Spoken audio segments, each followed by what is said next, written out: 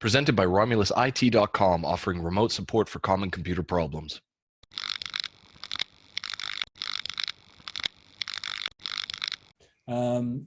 Yeah, we've entered a very, I wouldn't say scary, but a period where we have to actually sit back and have a look at how technology is determining people's views, how technology is censoring, how technology is cancelling, and driving people's conversations. I won't say thoughts because no one can control a thought, but people's conversations down a certain path. That to me is more dangerous. It's straight out of 1984. And if people don't think it's happening, it's happening.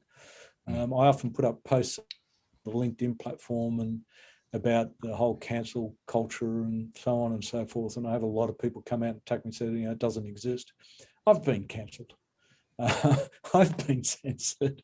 And I'm not some international star or anything, but or huge influencer. But for a technology platform I got cancelled on Twitter, censored on Twitter. I only use Twitter to read what's going on and to listen to all the silly conversations, or read all the silly conversations that take place. I only have something like 120 followers. Why would you censor me? So that to me is more of a dark side of what's going on out there at the moment.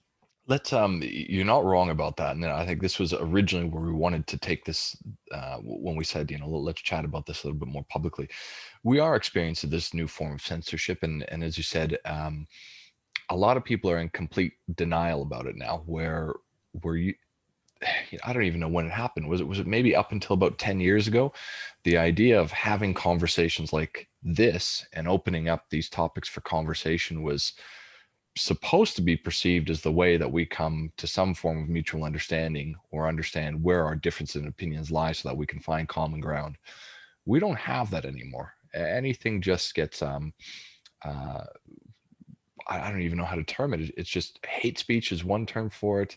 There seems to be racial undertones with it now, with white supremacy. There's a lot of, it's really gone off the ranks where there will be people even listening to this conversation now as we talk about this, talking about how we're, dipping our feet into right-wing conspiracies or things along those lines. Yeah, look, let's delayer this. Let's peel back the onion on this. I started writing a book a couple of years ago around leadership and around the ontology of leadership, not around the 7 great skills that it takes to be a leader. In my research, I came across a professor who was president of Armenia, Suskisson, and he said that the world's social media has taken us from a linear world to a quantum physics world, and he's a quantum physicist himself, which was it opened a lot of doors for me in terms of looking at this whole social media thing. Now, I mean, if you go back 20, 30 years ago, people used to go underground, right? So you had your extreme right and extreme left, and they would have their underground meetings, and everything was hush hush, and the FBI and the CIA used to chase them around and so on and so forth in America. What you're finding now is through platforms like Twitter, all those underground conversations are suddenly above the surface. So what we're seeing is what people really think that used to do it behind closed doors, and they think it's safe doing it on a Twitter platform, which I actually find quite amusing. It's like people who think an email, it's okay to send an abusive email because it's not verbal. We communicate in so many different ways these days that any communication, anything you say, anything you write down, anything you do, your observed behavior is how the world actually views you as a person. A lot of people think that, I think I'm this, therefore I am. It's the other way around. You don't exist in the world except by other people's conversations. So who you really are is not who you think you are, it's what other people think you are. So when you see platforms and huge debates on Twitter, what you're seeing is what was normally the underground conversations above the surface. Now, that has consequences. And there's a really good stat. 80% of I call them twits, not tweets.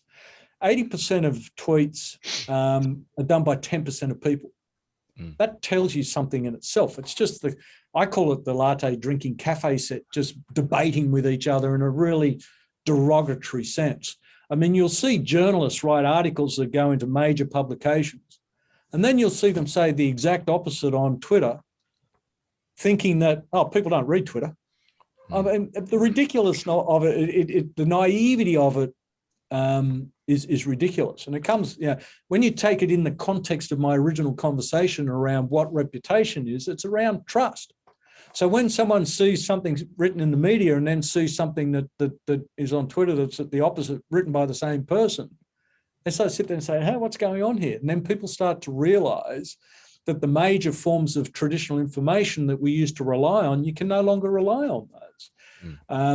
Hence, people's trust in media as an institution is just dwindling rapidly, which in itself, in a cybernetic sense, just raises the conversations that take place on Twitter to a higher level of prominence.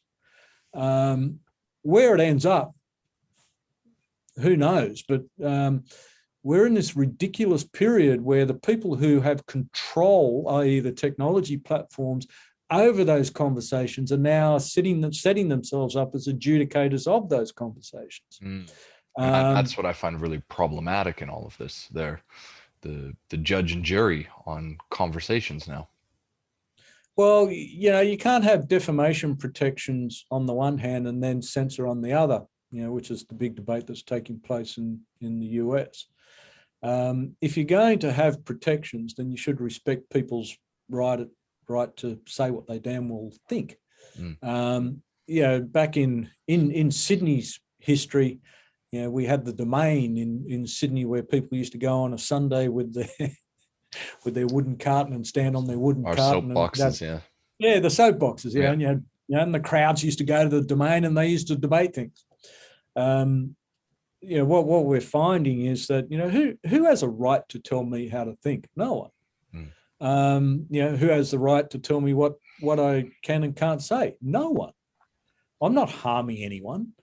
I'm not out there to start a movement to stop people from doing things or start other people from doing things. I'm just expressing views, debating and asking questions. And if we don't ask questions, we don't get to the best solutions.